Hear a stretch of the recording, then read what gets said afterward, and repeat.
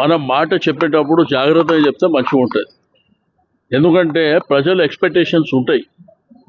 అరే నిజమేమో ఇవి జరుగుతాయేమో అనే ఉద్దేశంతో ఓటేపించుకో.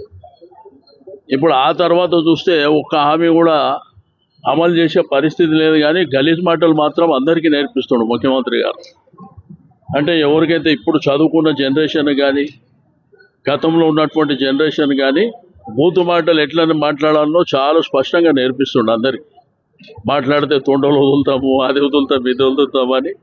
ఇంత మా పోలీసు వాళ్ళు ఏమో ఎవరైనా మనోళ్ళు మామూలు వ్యక్తులు ఇటువంటి మాటలు మాట్లాడితే తీసుకుపోయి లోపటేస్తారు.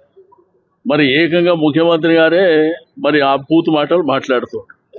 నేనేమంటా అంటే రాకు ఒక అవకాశం మంచిగా మనకు వచ్చినప్పుడు జాగ్రత్తగా ఉండి పనిచేసుకొని ప్రజల మన్ననలు పొందితే బాగుంటుంది.